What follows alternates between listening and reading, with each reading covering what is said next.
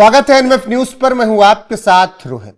आप नए नियमों में उलझे रहे यूजीसी के, और यहां पर भारत सरकार ने एक और बड़ा काम कर दिया है।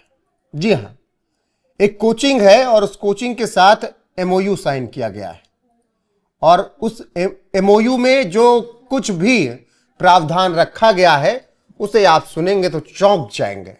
जनरल कैटेगरी के होंगे तो निश्चित तौर पर, सवर्ण समाज मतलब उसमें, तब आप कहेंगे कि ये हो क्या रहा है। मेरे साथ वरिष्ठ पत्रकार पंकज प्रसून है। पंकज जी, अभी यूजीसी के नए नियमों पर विवाद थमा ही नहीं था कि एक नया खेल कर दिया गया।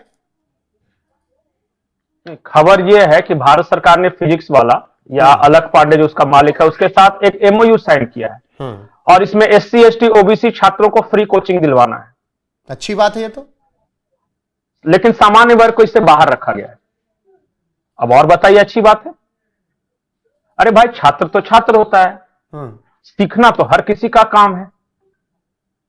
मतलब कि क्या सामान्य वर्ग के बच्चों को नई शिक्षा चाहिए, या गरीब नहीं होंगे उनमें, कम से कम ईडब्ल्यूएस जोड़ देते। दिक्कत क्या है? मतलब पैदा हुआ नहीं कि पहले उसको यह बताना है कि तुम कौन हो, और उसके बाद उसको पढ़ाना लिखाना है। बताइए इसकी क्या सफाई हो सकती है?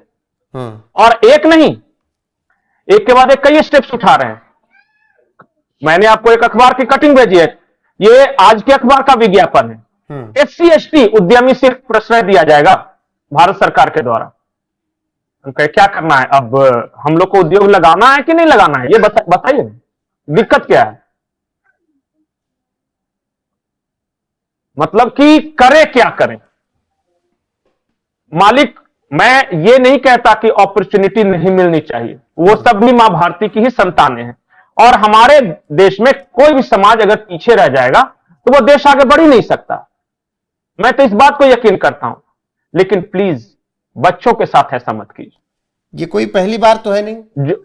अभी क्या कहते हैं, जेएनयू में ऐसा हुआ और जामिया में ऐसा हुआ, माफ कीजिएगा, जामिया में जो आरसीए कोचिंग सेंटर चलता है, जो यूजीसी के फंड पर चलता है, वहां पर आपने देखा कि नहीं है, जर्नल की लड़कियां पढ़ सकती हैं, लड़के नहीं। उस कोचिंग में उनको सुविधा नहीं दी गई है। बाकी एससी एसटी ओबीसी और क्या कहते हैं अल्पसंख्यक के लड़के और लड़कियां दोनों पढ़े, लेकिन जर्नल की सामान्य की सिर्फ लड़कियों के एंट्री। वहां पर आपने देखा, योगेश्वर दत्त ने तो कहा कि ये जिहाद वाला मामला है। अब यहां पर यूजीसी के नए नियमों के खिलाफ इतना बवाल हुआ ही था। अब इस कोचिंग के साथ एमओयू साइन किया तो वहां पर भी जनरल को कह दिया कि निकल लो आप। तो जनरल जाए तो जाए कहां जाए? नहीं, आज सबसे बड़ी बात है ना कि टूल इस्तेमाल भी ब्राह्मण में होता है। ये अलख पांडे हैं, ये कह सकते थे कि मेरे लिए स्टूडेंट सिर्फ स्टूडेंट होता है, मैं सबको पढ़ाऊंगा, जो आएगा सीखने मैं उसे सिखाऊंगा। लेकिन इनको माल चाहिए था सरकार से, तो और कर लिया। सबसे बड़ी बात, हमारी शिक्षा प्रणाली ये कहती है कि शिक्षा का मंदिर है विद्यालय। नहीं, शिक्षा का मंदिर तो है ही, एक सच्चा गुरु तो उस मंदिर में इतना भेदभाव क्यों हो जाएगा भैया कि पंकज प्रसून अलग नियम से चलेंगे, रोहित पांडे अलग नियम से? तो सरकार चाह रही है, सरकार आपकी ऐसी है। मैं तो बार बार बोल रहा हूं कि छात्र छात्र में भेद नहीं हो सकता। जो भी विद्या अर्जन करना चाहता है वो सारे लोग आए, सबको एक बराबर बैठा के एक समान शिक्षा अधिकार है। आप पढ़ने में अपॉर्चुनिटी दे दीजिए ना। मैं तो ये कह रहा हूं कि सरकार एक काम करे कि जो गरीब है और जिनको अपॉर्चुनिटी नहीं मिल रहा, उनको कहे कि मैं आपका अच्छे स्कूल में एडमिशन कराता हूं, सब एक साथ बेंच पर बैठ के पढ़िए, मैं आपको ड्रेस देता हूं, किताबें दूंगा। अगर आपके गार्जियन सक्षम नहीं है तो पढ़ेगा इंडिया, तभी तो बढ़ेगा इंडिया। लेकिन यहां वो नहीं किया जा रहा है। यहां कहा जा रहा है कि सिर्फ तुम एससी एसटी हो तभी पढ़ोगे, और सामान्य वर्ग के हो तो तुम्हारा बाप देख लेगा। सर, मेरे पिताजी सक्षम नहीं है, गरीब है, ये करते हैं, तो तुम सब पैदा काहे लिए इसमें? अगर नहीं कुछ कर सकते हैं, एक तो सवर्ण ऊपर से गरीब हो तो जहर खा के मर जाओ, लेकिन हम कुछ नहीं करें, नहीं करेंगे। और क्या कर लोगे, क्योंकि तुम्हारी तो संख्या भी नहीं। हाँ, 3% हो, क्या करोगे? हाँ, क्या कर लो, क्या बिगाड़ लोगे? और ये चल रहा है। मैं कभी भी मैं किसी के खिलाफ नहीं हूं रोहित। आप दीजिए, आप हमारे देश के SC ST OBC भाइयों को ऊपर उठाइए। सब हमारे देश के नागरिक हैं, सब मां भारती के संतान हैं, लेकिन उठाने के चक्कर में दूसरों को क्रश मत कीजिए। और वही हो रहा है लगातार।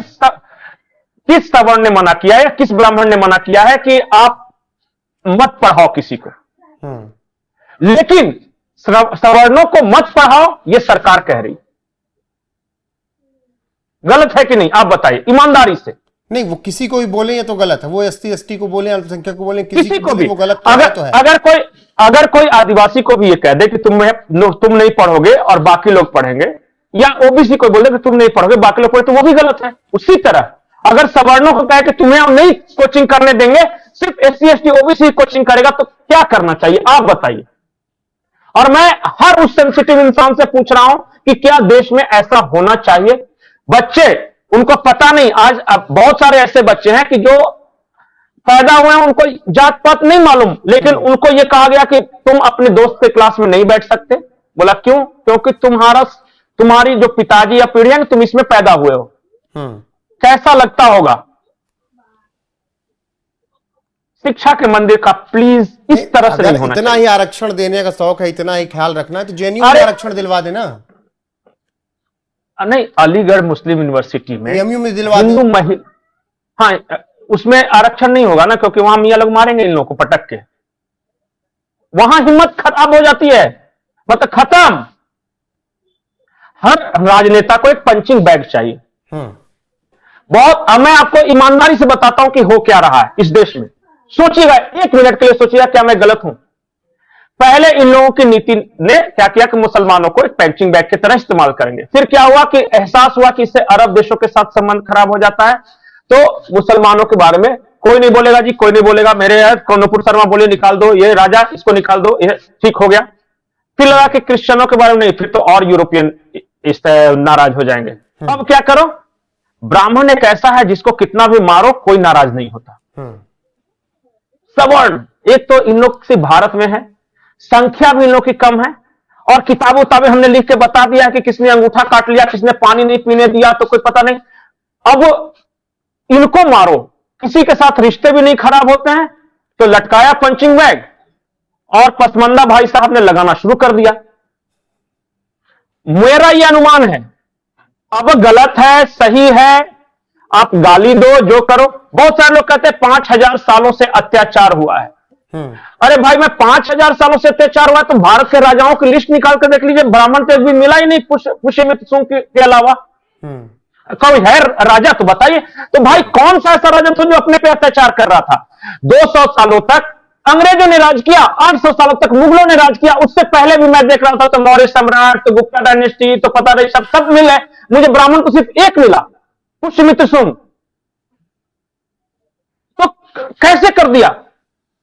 मुझे यह समझ में नहीं आ रहा था कि पानी कैसे नहीं पीने का मतलब वैसे ही कि 3% होने के बावजूद भी 72% बड़े पदों पर, 70% वाइस चांसलर पदों पर। ठीक है, तो इसको क्या करो कि ये इसलिए हुआ है क्योंकि वो कांग्रेस के राज में सही में अपॉर्चुनिटी नहीं मिली। अब तो धीरे धीरे 1992 में, 1991 में मंडल कमीशन की सिफारिशें लागू हो जाने के बाद तुम्हारा भी तो रिजर्वेशन हो गया, तो वो प्रमोट होकर सेक्रेटरी लेवल तक आ ही जाएंगे। आने वाले दिनों में स्वतः देखिएगा कि इनकी संख्या बढ़ रही है। अब भैया, पढ़ाई पे नहीं होना चाहिए। आप देखिए, मैं इतना जानता हूं कि बच्चे में जात पात, छुआछूत, धर्म भाव, अगर जिसमें यह किया तो आप भारत मां भारती रूपी वृक्ष के जड़ में आप गर्म पानी डाल रहे हो। ठीक है पंकज जी, फिलहाल मतलब कि जिसने ये किया है, जो किया है, ठीक है, मैं एक क्षण के लिए मान सकता हूं कि चलो उनको उद्योगों में उनको प्रोत्साहन देने के लिए कि आप उद्योगपति बनिए, ये किया जाए, लेकिन बच्चों को पढ़ाने में और ये कहना कि तुम नहीं पढ़ सकते यहां पे। और अलग पांडे तो हर किसी को हर जगह पढ़ने का, पांडे तो वो स्थितियां देख कर आए हैं प्रयागराज में, कोचिंग पढ़कर खुद, पढ़ाकर खुद, वो स्थितियां तो वो देख कर आए हैं कि क्या हाल रहा है बच्चों का वहां पे। देखिए, पैसा भगवान तो नहीं, पर भगवान से कम भी नहीं, ये बीजेपी के एक पहले राष्ट्रीय अध्यक्ष ने कहा था। और बाकी जवाब आप समझ गए होंगे, चाहे वो पंडित वाला जो आया, वहां भी तो नीरज पांडे और मनोज वाजपेयी ही थे और अक्षत दीक्षित ही थे। यहाँ भी तो अलग पांडे ही हैं। और मैं बार बार बोलता हूं सवर्ण समाज को कि आपका दुश्मन कोई दूसरा नहीं है। बिल्कुल ठीक जरा है, नजर दौड़ा के देख लीजिए कि आपके सिर्फ हिंदू ही है। आपके अपने ही मिलेंगे आपको। बिल्कुल।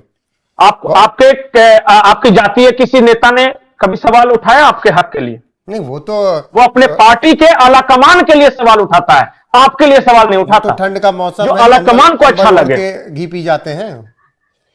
इसलिए मैंने कहा कि पैसा बहुत बड़ी बात होती है, पद और पैसा, और कोई कुछ नहीं बोलेगा आपको। ठीक है, बहुत शुक्रिया पंकज जी आपका। फिलहाल जो कुछ भी हो रहा है उस पर बस चर्चा ही कर सकते हैं, और उस चर्चा से अगर बदलाव संभव हो सके तो अच्छी बात है। फिलहाल पंकज जी आपका बहुत शुक्रिया, बने रहिए हमारे साथ लगातार। नमस्कार।